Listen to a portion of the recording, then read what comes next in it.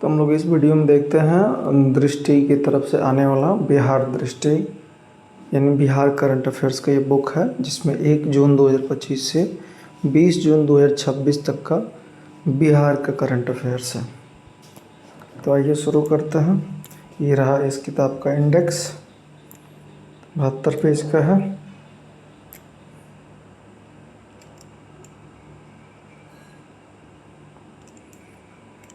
ये रहा बिहार अद्यतन यानी सूक्ष्म दृष्टि।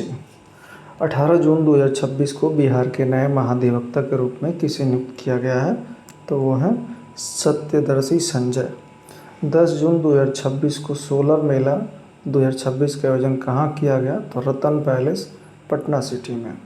सोलर मेला 2026 का आयोजन किस संस्था द्वारा किया गया, तो पटना इलेक्ट्रिसिटी सप्लाई यूनिट पीसू के द्वारा। सोलर मेला 2026 का आयोजन किस योजना के तहत किया गया, तो प्रधानमंत्री सूर्य घर मुफ्त बिजली योजना के तहत। सोलर मेला 2026 का मुख्य उद्देश्य क्या था, तो रूफटॉप सोलर प्रणाली को बढ़ावा देना और स्वच्छ ऊर्जा के प्रति जागरूकता फैलाना। इसके बाद हम लोग देखते हैं प्रधानमंत्री सूर्य घर मुफ्त बिजली योजना के तहत 1 किलोवाट क्षमता के रूफटॉप सोलर प्लांट पर कितनी सब्सिडी दी जाती है, तो 30,000 सब्सिडी दी जाती है। 2 किलोवाट क्षमता के रूफटॉप सोलर प्लांट पर कितनी सब्सिडी प्रदान की जाती है, तो 60,000। 3 किलोवाट या उससे अधिक क्षमता के रूफटॉप सोलर प्लांट पर कितनी सब्सिडी प्रदान की जाती है, तो 78,000 रुपये। 10 जून 2026 को पटना उच्च न्यायालय में कितने नए न्यायाधीशों की नियुक्ति की गई, तो 7। पटना उच्च न्यायालय में अस्थायी न्यायाधीश के रूप में नियुक्त अधिवक्ताओं में कौन कौन शामिल हैं, तो रंजन कुमार झा, कुमार मनीष और राजकुमार। किसे अतिरिक्त न्यायाधीश के रूप में नियुक्त किया गया है, तो राणा विक्रम सिंह, विकास कुमार, गिरिजीश कुमार और आलोक कुमार।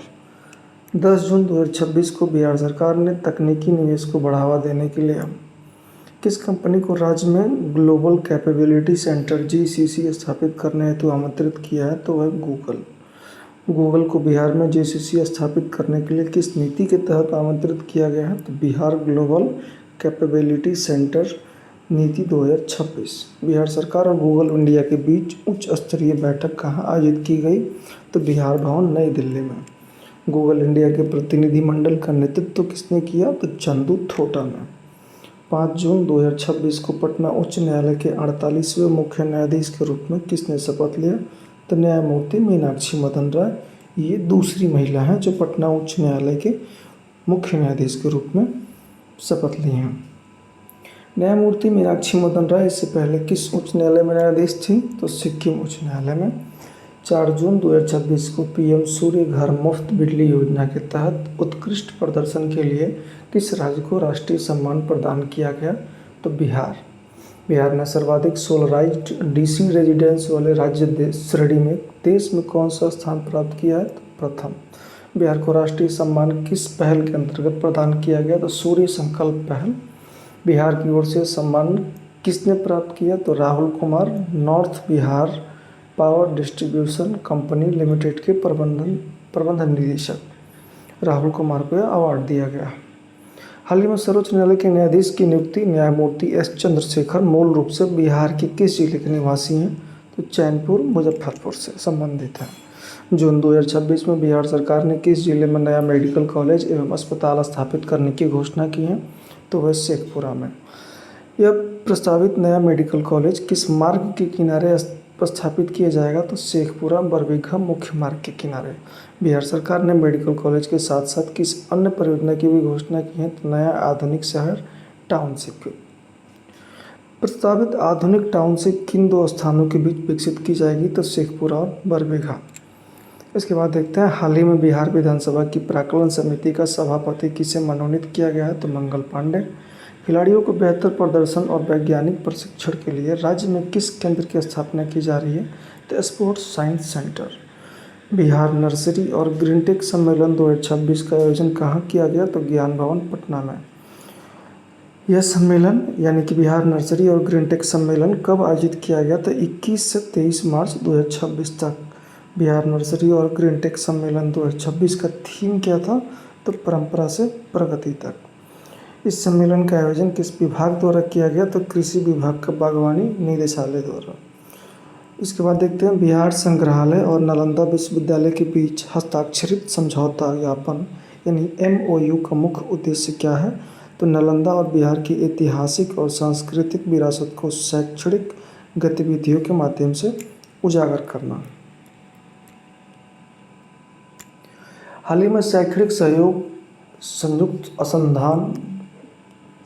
अनुसंधान तथा छात्र शिक्षक आदान प्रदान को बढ़ावा देने हेतु समझौता ज्ञापन किन दो विश्वविद्यालयों के मध्य हस्ताक्षरित किया गया। शैक्षणिक सहयोग और संयुक्त अनुसंधान तथा छात्र शिक्षक आदान प्रदान को बढ़ावा देने के लिए नालंदा विश्वविद्यालय एवं साउथ एशियन यूनिवर्सिटी।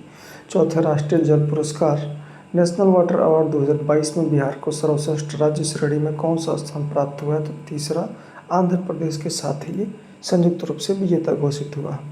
किस पहल के लिए उत्कृष्ट जल संसाधन प्रबंधन एवं जल संरक्षण के लिए राष्ट्रीय जल पुरस्कार प्राप्त हुआ है। तो जल जीवन हरियाली अभियान के लिए बिहार सरकार द्वारा लाया गया था। बिहार में वर्तमान में हरित आवरण लगभग कितना हो गया है। तो 15.05%। बिहार सरकार ने वर्ष 2028 तक राज्य के हरित आवरण को बढ़ाकर कितना करने का लक्ष्य निर्धारित किया है। 17%। बिहार सरकार द्वारा स्थापित की जा रही ग्लोबल मॉडल एजुकेशन सिटी की एक प्रमुख विशेषता क्या है। तो वह साझा परिसर मॉडल यानी शेयर्ड कैंपस। स्वीकृत ग्लोबल मॉडल एजुकेशन सिटी परियोजना कहाँ स्थापित की जाएगी। तो पटना के समीप। बिहार सरकार द्वारा प्रस्तावित उच्च सुरक्षा वाली जेल किस जिले के सरोदक गांव में स्थापित की जाएगी। तो कैमूर में। बिहार की प्रस्तावित हाई सिक्योरिटी जेल किस क्षेत्र में स्थापित की जा रही है। तो कैमूर के अधौरा पहाड़ियों में। ये भी पूछा जा सकता है कि अधौरा पहाड़ियाँ कहाँ पाई जाती हैं। तो कैमूर में पाई जाती हैं। हाल ही में अंडे के छिलकों से प्राप्त कैल्शियम ऑक्साइड के नैनो कणों का उपयोग करके कम लागत वाली जल शोधन तकनीक विकसित करने वाला संस्थान कौन सा है। तो वह है Aryabhatta knowledge university AKU Patna. जल शोधन तकनीक जिसमें अंडे के छिलके को कैल्शियम ऑक्साइड के नैनो कणों में परिवर्तित किया जाता है, उसका प्रमुख उद्देश्य जल से आर्सेनिक एवं फ्लोराइड को हटाना। सतत विकास लक्ष्यों की निगरानी, पर्यावरण लेखांकन एवं लैंगिक सांख्यिकी पर 2 दिवसीय राष्ट्रीय कार्यशाला का आयोजन 18-19 मार्च 2026 को कहाँ किया गया। तो पटना में। राष्ट्रीय कार्यशाला का आयोजन किस मंत्रालय द्वारा किया गया। तो सांख्यिकी एवं कार्यक्रम कार्यान्वयन मंत्रालय। इसके बाद देखते हैं सतत विकास लक्ष्यों की निगरानी, पर्यावरण लेखांकन एवं लैंगिक सांख्यिकी पर राष्ट्रीय कार्यशाला के आयोजन में तकनीकी सहयोग किस संस्था ने प्रदान किया। तो UNDP ने। बिहार में पहली बार आयोजित राष्ट्रीय कार्यशाला जो SDGs की निगरानी, पर्यावरण लेखांकन एवं लैंगिक सांख्यिकी से संबंधित थी, किसके सहयोग से आयोजित की गई थी। योजना एवं विकास विभाग बिहार सरकार द्वारा। इसके बाद देखते हैं बिहार के पहला LPG आधारित सौदा गृह कहाँ स्थापित किया जाएगा। तो दीघा पटना में। और बिहार के पहले LPG आधारित सौदा गृह के निर्माण हेतु पटना नगर निगम ने किस संस्था के साथ समझौता किया है। तो ईसा आउटरीच। बिहार सरकार ने दीघा घाट पर LPG आधारित सौदा गृह के लिए 2.11 एकड़ भूमि कितने वर्षों की लीज पर उपलब्ध कराई है। तो 33 वर्ष। बिहार के पहले LPG आधारित सौदा गृह में कितनी LPG फर्नेस स्थापित की जाएंगी। तो 4। इसके बाद देखते हैं 17वें CIDC विश्वकर्मा अवार्ड 2026 में बेस्ट कंस्ट्रक्शन प्रोजेक्ट श्रेणी में बिहार की किन परियोजनाओं को सम्मानित किया गया है। तो बापू टावर पटना एवं बुद्ध सम्यक दर्शन संग्रहालय एवं स्मृति स्तूप वैशाली को।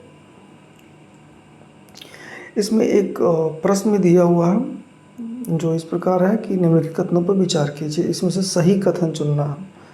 जबकि यहाँ पर तीनों कथन सही है।